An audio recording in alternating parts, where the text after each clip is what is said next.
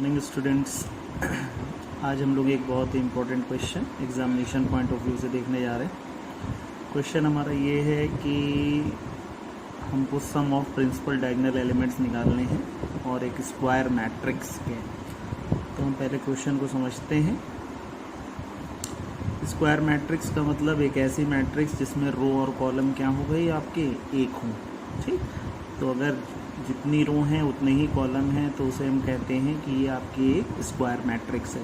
तो जैसे 2x2, 3x3, 4x4, 5x5 यानी जितनी रो उतने column, that is called square matrix. तो फॉर एग्जांपल सपोज़ कीजिए हमने एक मैट्रिक्स ली एक 3x3 की।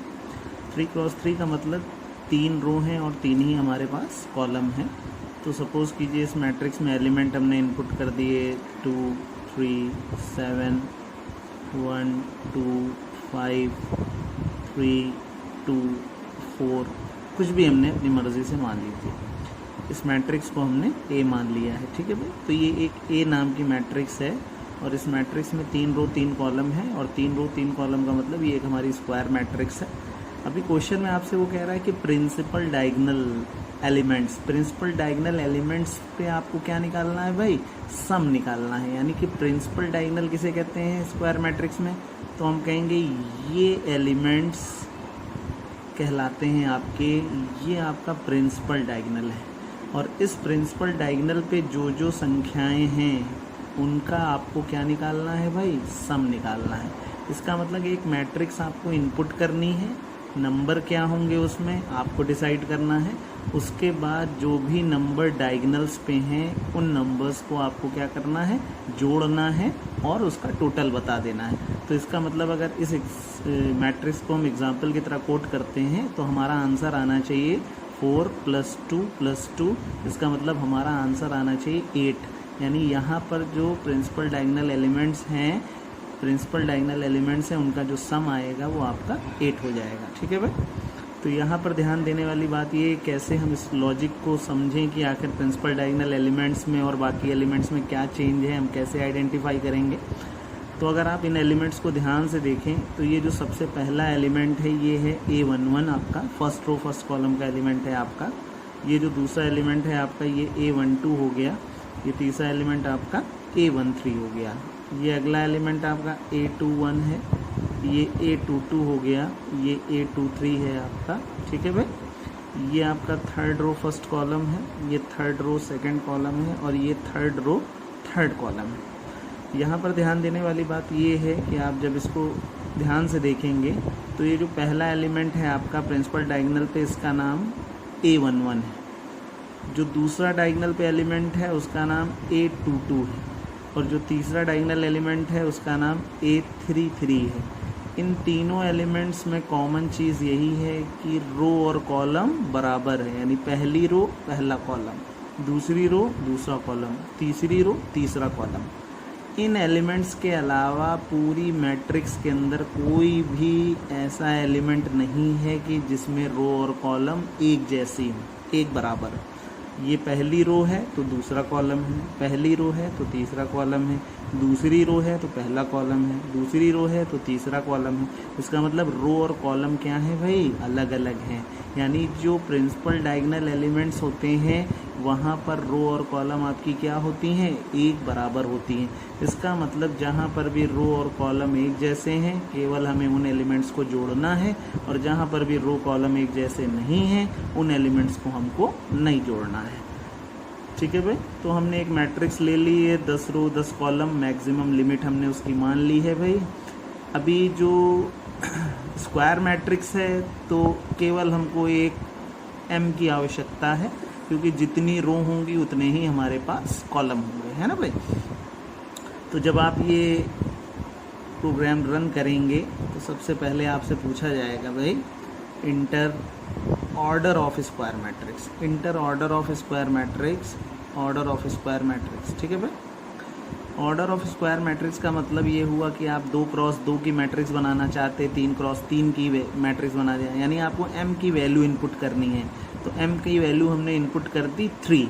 जैसे ही हमने m का मान 3 इनपुट किया, इसका मतलब ये स्क्वायर मैट्रिक्स है, तो ऑर्डर 3 होने का मतलब है कि 3 रो होंगी और 3 ही हमारे पास कॉलम होंगे।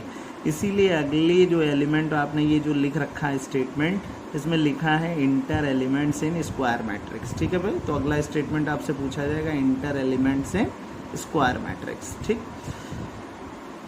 तो देखिए जो आपने लूप लगाया है, पहला लूप हमेशा किसके लिए चलता है भाई, रो के लिए, ये हम सीख चुके हैं। दूसरा लूप हमारा कॉलम के लिए चलता है। ध्यान देने वाली बात ये है कि ये एक स्क्वायर मैट्रिक्स है, तो जितनी रो हैं उतने ही हमारे पास कॉलम है। और आपने ऑर्डर क्या इनपुट किया है, 3। इसका मतलब m का मान आपने यहाँ पर 3 मान लिया है। तो इसका मतलब ये रो 1 से 3 तक चलेंगी, कॉलम भी आपका 1 से 3 तक चलेगा। इसका मतलब पहला लूप चलेगा, i का मान है आपका 1, क्या 1 3 से छोटा है भाई, i का मान है 1, क्या 1 3 से छोटा है। जैसे ये कंडीशन ट्रू होगी आप अंदर आएंगे। दूसरा लूप आपका कॉलम का भी 1 से चलता है, j का मान है 1, क्या 1 3 से छोटा। देखिए भाई दोनों लूप एक बराबर चल रहे, तो ये जैसे स्टेटमेंट सही होगा आप अंदर आएंगे। अब लिखा है स्कैनफ फंक्शन, यानी आपको कीबोर्ड से एक नंबर इनपुट करना है।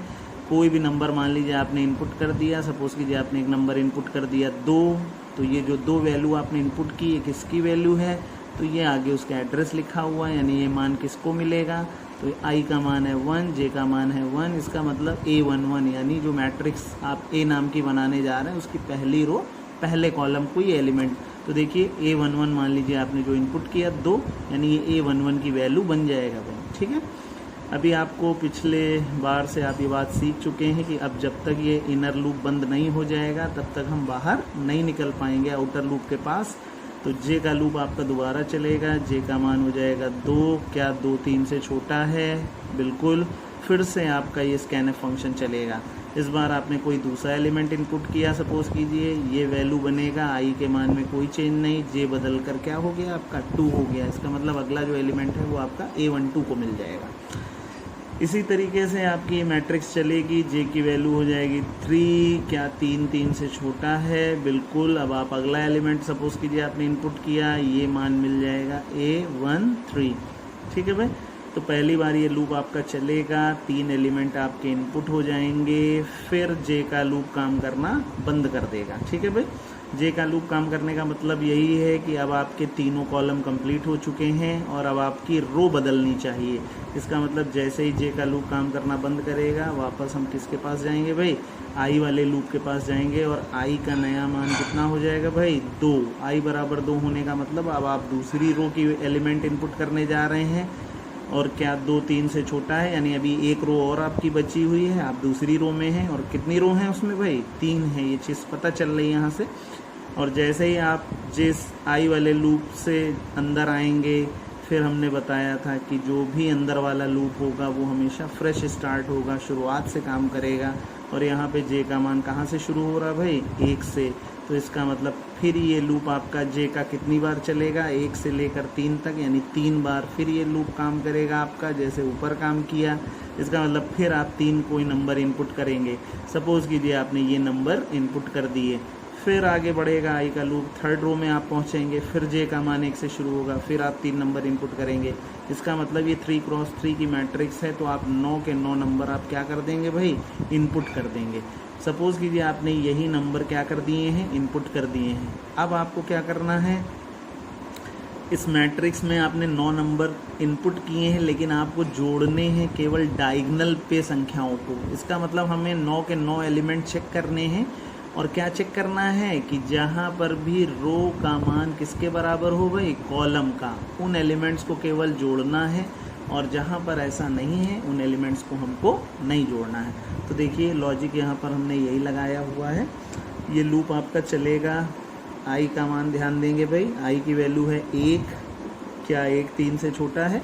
ठीक है भाई, आप अंदर आएंगे, कॉलम जे का मान कहाँ से चलेगा भाई आपका, 1 से, क्या 1 3 से छोटा है, फिर आप अंदर आ जाएंगे।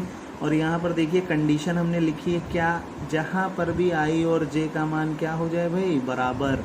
क्यों, क्योंकि हमने ये चीज़ सीखी, जो रो है वो आई उसको रिप्रेजेंट कर रहा है, और कॉलम को कौन रिप्रेजेंट कर रहा है भाई, जे रिप्रेजेंट कर रहा है। इसका मतलब जहाँ पर भी आई का मान जे के बराबर है वो एलिमेंट हम जोड़ेंगे, और जहाँ पर भी आई का मान जे के बराबर नहीं है, जैसे ये 1 2 रो 1 कॉलम 2 नहीं जुड़ना है, रो 1 कॉलम 3 नहीं जुड़ना चाहिए, रो 3 कॉलम 1 नहीं जुड़ना चाहिए। ठीक है भाई। तो यहाँ पर आप जब अंदर आएंगे तो पहली बार पूछा गया आपसे कि क्या आई का मान है 1, जे का मान भी क्या है आपका 1, क्या एक और एक बराबर हैं? तो हमने कहा हाँ भाई ये कंडीशन सही है। जैसे ही पहली कंडीशन ट्रू हुई, इसका मतलब ये पहला एलिमेंट जुड़ना चाहिए। सम इज इक्वल टू सम, सम का मान है 0।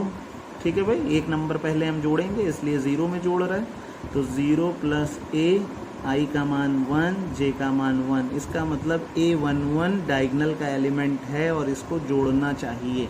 तो पहली बार A11 अकेला है, इसीलिए हम उसको किसके साथ जोड़ रहे हैं भाई? 0 के साथ। 0 एक ऐसा नंबर जो किसी भी नंबर में जोड़ने पर उसके मान में कोई परिवर्तन नहीं करता, तो इसलिए 0 में A11 की वैल्यू सपोज कीजिए 2 है, तो 0 में हमने 2 इनपुट कर दिया तो हमारा मान कितना हो गया भाई? 2 हो गया।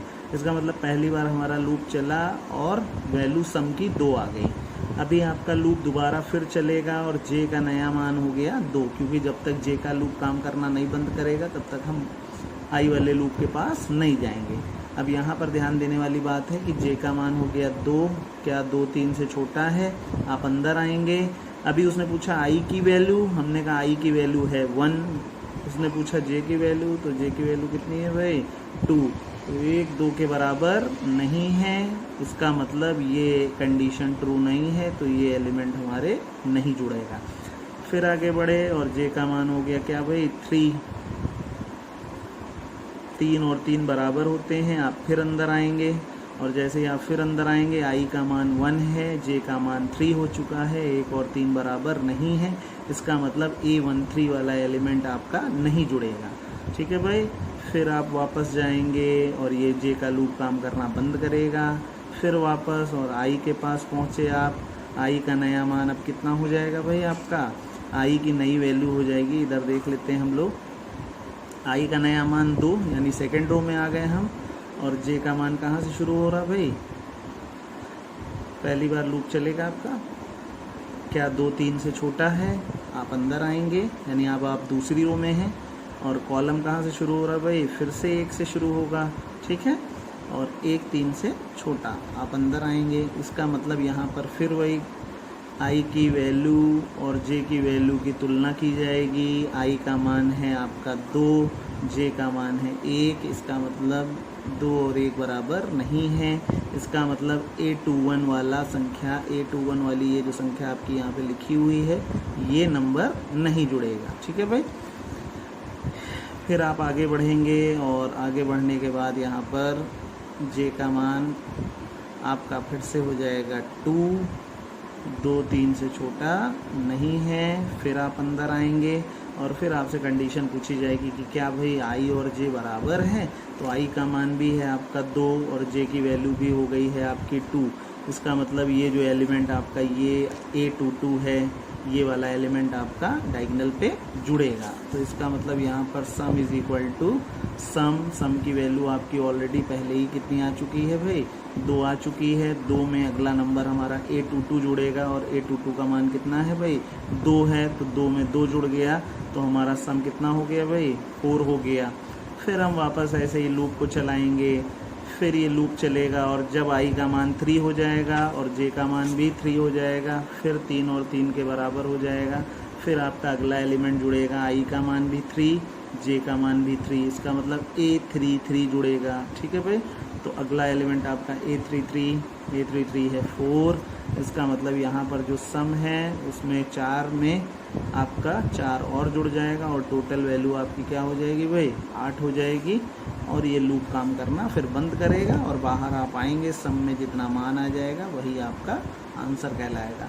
इसका मतलब principal diagonal elements square matrix में अगर आपको निकालना है तो एक सीधा सा कॉन्सेप्ट है कि जहाँ पर भी रो और कॉलम बराबर हैं उन एलिमेंट्स को हमको केवल जोड़ना है, जहाँ पर रो और कॉलम बराबर नहीं हैं उन एलिमेंट्स को हम नहीं जोड़ेंगे। ठीक है भाई।